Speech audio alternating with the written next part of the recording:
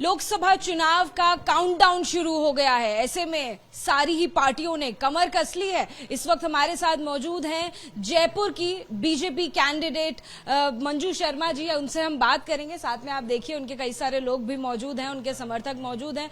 सुबह 6 बजे से जो कैंपेनिंग शुरू हुई है वो रात हो जाने के बावजूद थमी नहीं है, अभी और बाकी है। लेकिन हम देखने वाले हैं कि आज आप रोटी भी बनाने वाली हैं, अपनी कॉन्स्टिट्यूएंसी में पहुंच गई, तो कमर कसने के साथ साथ रोटी भी बनाते हुए हमें आप दिखाई देंगी। कौन सी नई बात है, हिंदुस्तान की सब महिला रोटी बनाना जानती हैं। तो किसी आम महिला की तरह आप भी ऐसे ही घर में खाना बनाती हैं? बनाते हैं, बिल्कुल बनाते हैं।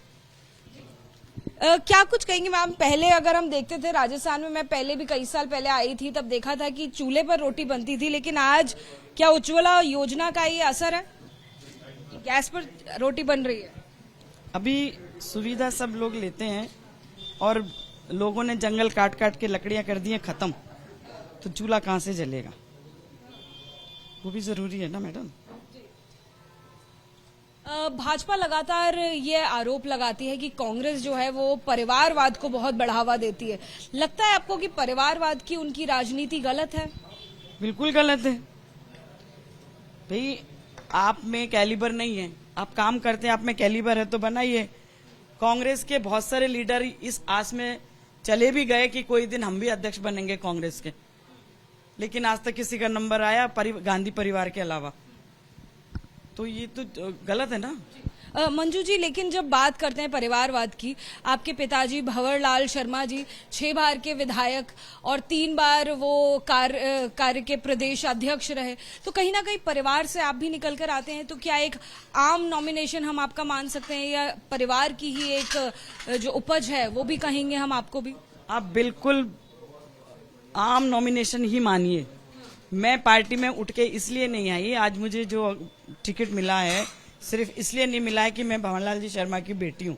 मेरा अपना भी बचपन से लेके अभी तक पार्टी में सतत कार्य रहा है। मैं आपकी मदद भी कर देती हूँ, आपकी रोटी कर लूंगी, डोंट वरी।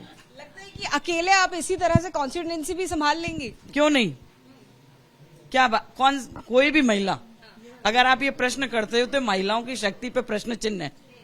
आज हमारे माननीय प्रधानमंत्री नरेंद्र भाई मोदी जी ने कोई भी ऐसा क्षेत्र नहीं छोड़ा जहां महिलाओं को नहीं भेजा हो, चाहे हमारी सीतारमन जी हो, चाहे हमारी विदेश मंत्री सुषमा जी थी, स्मृति ईरानी जी हैं। बताइए। आपके साथ में जो कांग्रेस के प्रत्याशी हैं प्रताप जी, उनका जो नॉमिनेशन है, पहले किसी और को कैंडिडेट बनाया गया था, अब प्रताप जी को बना दिया है, जो कि पहले फॉर्मर मिनिस्टर हैं, लेकिन अब कंपटीशन आपके सामने बहुत तगड़ा हो गया है, तो उस बात से कुछ घबराहट है क्या मंजू जी? किसको? मैं कंपटीशन मान ही नहीं रही, घबराहट किस बात की है बताइए। फॉर्मर मंत्री रहे हो, लेकिन आपके सामने लगता है कोई टक्कर नहीं है उनकी? नहीं, मुझे नहीं लगता है, क्योंकि टक्कर इसलिए नहीं। और बंद कर दूं या और बनाऊं? आपको कैसा लगा? आपके घर में सांसद हो जाएंगी तो आप याद रखेंगे कि सांसद जी रोटी बना के रखे। अच्छा, के लगाएंगे ना। अभी सांसद बनने के बाद भी आप आएंगी अपनी कॉन्स्टिट्यूएंसी में ऐसी महिलाओं से? मेरा परिवार है। हाँ, परिवार है मेरा भी। आपने सुना नहीं, आप नीचे थी। बिल्कुल, मैंने स्पीच सुनी आपकी। आपने स्पीच में एक बात कही जो बड़ी अहम है, मैं उस बात को लेकर भी आपसे सवाल करना चाहूंगी। आपने कहा कि मोदी जी ने वॉर रुकवा दिया यूक्रेन और रशिया का, उन्होंने कहा कि रुको, हमारे बच्चे पहले जाएंगे, हमारा झंडा लेकर पाकिस्तान के बच्चे भी गए। उसको लेकर कांग्रेस बहुत तंज कर रही है। राहुल गांधी ने तंज करते हुए बोला था कि वॉर रुकवा दी तो रोजगार भी दिलवा देते। एक ऐसी वीडियो उन्होंने पब्लिश की, आपने शायद देखी होगी। उसको लेकर क्या कहेंगे? क्या वाकई में वॉर रुकवाया? तो आपने नहीं देखा? नहीं, कांग्रेस का ये दावा है कि ऐसा कुछ नहीं है। वो विपक्ष है, वो कुछ भी कहता रहता है। हमारा देखिए, कांग्रेस में राहुल गांधी जी के जो बयान होते हैं ना, कभी देश हित के होते ही नहीं है। वो जाके दुनिया में कोई भी एक अच्छा इंसान, चाहे बुरा इंसान हो, अपने घर की कहीं बुराई करता है क्या? नहीं। चाहे घर में कितना ही झगड़ा हो, कुछ भी हो, पड़ोसी में जाके कभी नहीं कहता कि मेरे घर में ये हो रहा है। राहुल गांधी जी एक ऐसे पर्सन है, ऐसे व्यक्ति हैं जो कांग्रेस के लीडर हैं, उनको इतना पता नहीं होता कि मैं कहीं बाहर जाके एक विदेश में मेरे देश की बुराई क्यों कर रहा हूँ। लगता है कि वो गलत आलोचना कर रहे हैं। बिल्कुल, बिल्कुल गलत कर रहे हैं। और आप स्पीच में ये भी कह रहे थे कि जो राम लला को लेकर आए हैं हम उनको लेकर आएंगे, नारेबाजी खूब चल रही थी। लेकिन लगातार जो भाजपा है वो ये दावा कर रही थी, जब राम मंदिर की प्राण प्रतिष्ठा थी, मैं 1 महीना वहां पे गुजार कर आई, लगातार हमने जितने भी भाजपा के लोगों से बात की उन्होंने कहा कि हम इस मुद्दे को चुनावी मुद्दा नहीं बनाना चाहते, हम इसे इस्तेमाल नहीं करेंगे। लेकिन चुनावी प्रचार में इसे इस्तेमाल कहीं ना कहीं किया जा रहा है। नहीं करें, हमारी आस्था का प्रतीक है, हमारे आराध्य हैं, उनको याद नहीं करें। लेकिन राम लला को लाएंगे और जो राम लला को लाए थे हम उनको लाएंगे, कहीं ना कहीं वोट की अपील। 370 और 3 तलाक नहीं सुना क्या? उसकी भी तो बात करो, उसकी क्यों नहीं करते हो? चलिए, बहुत शुभकामनाएं आपको, बहुत अच्छा लगा आपसे बात करके। मंजू जी बहुत ही स्वीट कैंडिडेट आपको दिखाई देंगी, सारे सवालों का जवाब बड़ी सरलता से उन्होंने दिया, मुस्कुराते हुए दिया, जैसी मुस्कान उनकी दिखाई दे रही है। और उम्मीद है आपसे आगे भी ऐसी मुलाकात होगी जब आप सांसद एनी टाइम। वादा रहा कि आप सांसद बनेंगी तो ऐसे ही इंटरव्यू देंगी। हमारी सांसद कैसी हो? मंजू देवी जैसी हो। हमारी सांसद कैसी हो? मंजू देवी जैसी हो। जयपुर की बेटी जिंदाबाद, जयपुर की राज, जयपुर की राज, जयपुर की बेटी जिंदाबाद, जिंदाबाद, जिंदाबाद। गीत गा दो, एक गीत गा दे भाई। 2-4 लाइन ही गा दो। काना बरसाने में आ जइयो, भूला रही राधा प्यारी। काना बरसाने में आ जइयो, भूला रही राधा प्यारी। भूला रे राधा प्यारी, भूला रे राधा प्यारी। बरसाने में आ जइयो, भूला रे राधा प्यारी। जब तुझे काना भूख लगे तो, जब तुझे काना भूख लगे। आपकी लोकप्रियता दिखाई दे रही है, खासकर महिलाओं के बीच में। लगता है कि एक महिला होने का भी आपको यहाँ पर फायदा मिलने वाला है। बहुत सालों बाद महिला को प्रतिनिधित्व मिला है जयपुर शहर में। लगता है कि महिला होने के तौर पर आपको अपने इलाके में ज्यादा फायदा भी मिलेगा फायदा, क्योंकि महिला से अपनी बात करने में महिलाएं सहज होती हैं, मिलना भी सहज रहता है।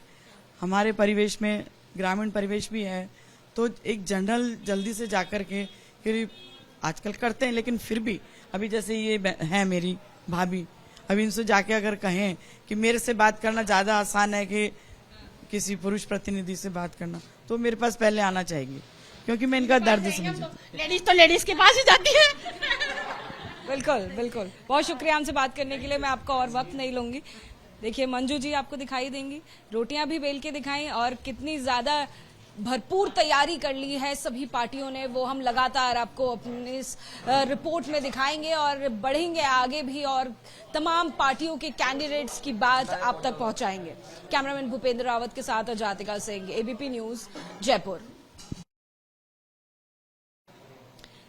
जयपुर से भाजपा ने अगर बात करें तो महिला कैंडिडेट को उतारा है, उससे बात जाननी जरूरी हो जाएगी कि ऐसे में महिलाओं के लिए कितना बड़ा सपोर्ट सिस्टम है और महिलाएं इस बारे में क्या सोचती हैं। एक महिला कैंडिडेट बनाने से लगता है कि कहीं ना कहीं आपके लिए रिलेटेबिलिटी ज्यादा बढ़ जाती है। देखिए, बहुत ज़्यादा प्रभाव पड़ता है, क्योंकि जिस तरह से हमारे माननीय प्रधानमंत्री जी ने नारी शक्ति वंदन बिल पास किया है, तो उसमें आप देखेंगे कि जयपुर लोकसभा से इस बार मंजू दीदी को प्रत्याशी बनाया गया है, और हम लोग बहुत खुश हैं, क्योंकि जैसे नारी शक्ति वंदन बिल पास हुआ और लोकसभा में जब महिला अपनी भागीदारी निभाएगी, तो देखिए हमारी राष्ट्रपति भी एक महिला है और हमारी सांसद भी एक महिला है, तो बहुत प्रभाव पड़ता है। क्योंकि देखिए, जिस तरह से हम ये मानते हैं कि महिला भी हर क्षेत्र में अपना प्रतिनिधित्व कर सकती हैं, तो उसको लेके मोदी जी को सर्वप्रथम हम सब की तरफ से, हम सब मातृशक्ति की तरफ से बहुत बहुत धन्यवाद, क्योंकि उन्होंने एक ऐसा काम किया है महिलाओं को। देखो, उन्होंने हमेशा से ही महिलाओं का विकास हो, चाहे महिलाओं की जितनी भी समस्या हो, जितनी भी बाधाएं हो, जिस तरह से उज्ज्वला योजना भी उन्होंने महिलाओं की उन्नति को देखते हुए, ध्यान में रखते हुए करी, इसी तरह से उन्होंने बहुत अच्छा किया है कि वो नारी शक्ति वंदन के साथ लोकसभा सीट से हमारे प्रत्याशी मंजू जी को उतारा है। और भी महिलाओं से बात करते हैं। आपका क्या नाम हुआ और क्या आप कितने सालों से यहाँ जयपुर में रह रही हैं? मैं शुरू से हूँ यहाँ पे, अभी 5 साल हो गए मुझे। हाँ, शादी में। तो क्या लगता है आपको यहाँ पर आपके इलाके में जयपुर में काम हुआ है? हाँ, क्या क्या काम हुए हैं और क्या लगता है कौन से और काम होने चाहिए? अब पहले यहाँ पे कचरे की गाड़ी नहीं आती थी, अब वो है, रोडे है, सब सही हो गई है। रोड्स वगैरह कहीं ना कहीं इंफ्रास्ट्रक्चर बेटर हो रहा है। कौन सी वो चीजें हैं जो महिला होने के तौर पर आपको लगता है अभी यहाँ पर जरूरी है कि होनी चाहिए? होनी चाहिए सब कुछ ही सब बढ़िया हो रहे हैं ऐसे तो। सब कुछ हॉस्पिटल भी है। हाँ, सब चीज है। किन चीजों की दिक्कत है ये भी तो बताइए, सब कुछ अच्छा कैसे हो सकता है? ऐसे तो कोई दिक्कत नहीं है। तो मंजू जी आके क्या करेंगे अगर सब कुछ ठीक है तो? वो भी करेगी वो भी कुछ करेगी ना। हाँ हाँ, तो वही करेगी ना, रहेगा पिछला तो। यहाँ पर फिलहाल क्या कुछ आपको लगता है कि कितना काम हुआ है? क्या क्या स्कूल कैसे हैं अगर बात करें, अस्पताल कैसे हैं? सही है ऐसे तो। प्राइवेट अस्पताल में, सरकारी तो है नहीं यहाँ पे। सरकारी नहीं है, अभी चालू नहीं है, डॉक्टर नहीं बैठते, एक ही डॉक्टर बैठते हैं, 2 बैठते हैं। अभी चालू हो गया डिस्पेंसरी यहाँ पे। कितने टाइम से चालू हुआ है? अभी 2 ही महीना हुआ, शायद 2-3 महीना हुआ। चुनाव से पहले यानी चालू हो गया। चुनाव के कारण चालू हुआ है क्या?